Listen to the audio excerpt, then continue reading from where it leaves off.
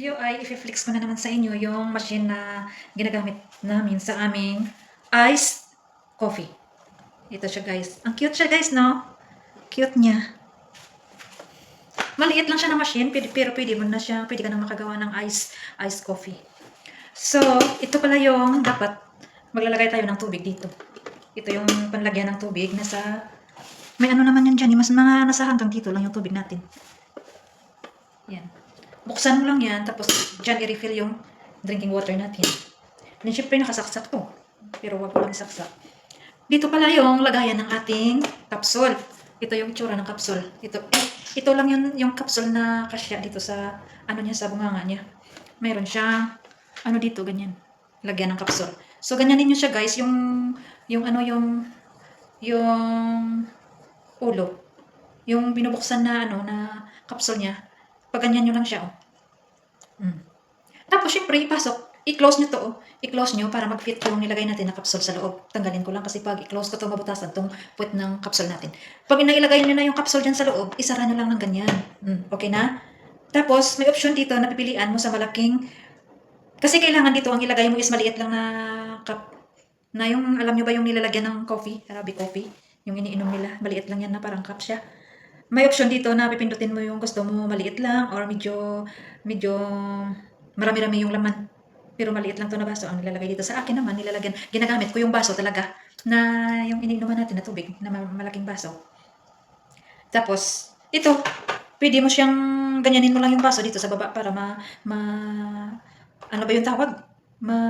Malagyan ng tubig. Yung ginawa nating kape, pupunta sa baso. Pero pagkatapos nating gamitin yung capsule, tanggalin mo lang yan dito, oh, kasi mapupunta lang yan dito ang capsule na nagamit na, papasok na yan sa loob nito. Pero kailangan mo rin itong hugasan pag alam mo na nagamit nyo, tanggalin mo lang to at tapon yung capsule na nagamit na. Tapos hugasan nyo kasi nagbabakat yung kape doon dito sa loob. Pwede ito matanggal eh. Tanggal at saka hugasan. Tapos, punasan, balik nyo na naman.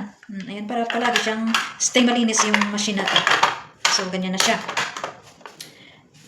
Nasa baso na yung ginawa natin kape ha. Nanggaling sa capsule. Tapos, i-add na lang yun ng milk. O kung gusto nyo lagyan ng asukal, kayong bahala. Kung gusto nyo lagyan ng asukal. O pagkatapos nyo, dagdagan na lang yun ng milk. Diba? Asukal, milk. Tapos, i-estimate nyo lang na hindi talaga siya aapaw yung gatas natin sa baso para mailagyan nyo siya ng ice cube. Yun lang siya kadali guys. So, let's start na natin impakihin. Huwag ko nang tanggalin ito. Iisahin ko na lang nalagay sa supot. Tapos, isupot. Hindi naman to siguro delikado. Ganyan na lang siya. Diretso ko na lang siyang isupot. So, ayan na. Maglagay na ako ng ating bubble wrap. Ay.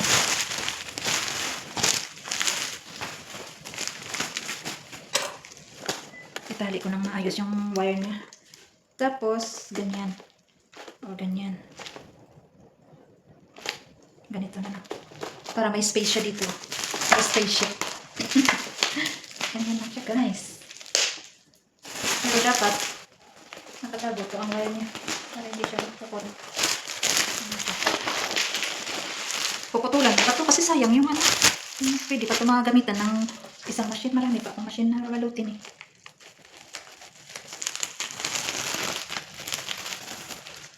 Diba? Halos lahat ng machine nandito na.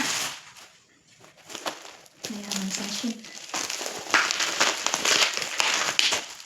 So, i-scotch na natin. Sana ba yun?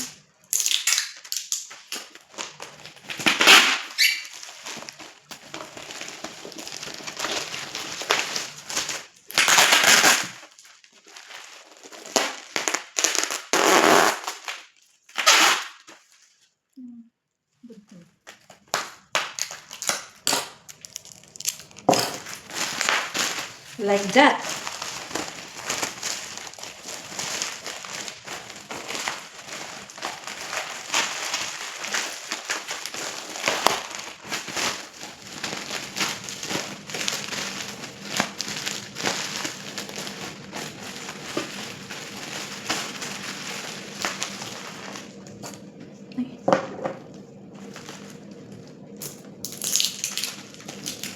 Oops, naputol.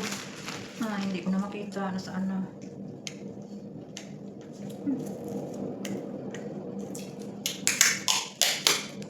Eh?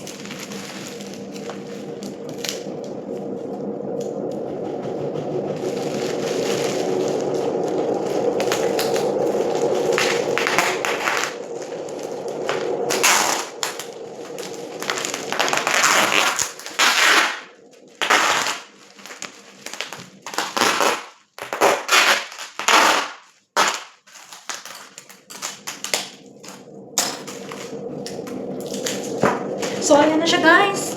So mabilis lang, no? Ayan, no? Ito na yung machine na naman na naibalot ko. That's it. Taran! Finish. Pero marami pa akong babalutin yung iba. Next time na naman. Thank you for watching, guys. Sa hindi pa po nakasubscribe sa akin, please subscribe naman, Neneng Cell. And also, please hit like and share na rin, guys. Please. Thank you so much for watching. Babush! Yeah. Bring you up. Yeah, come on.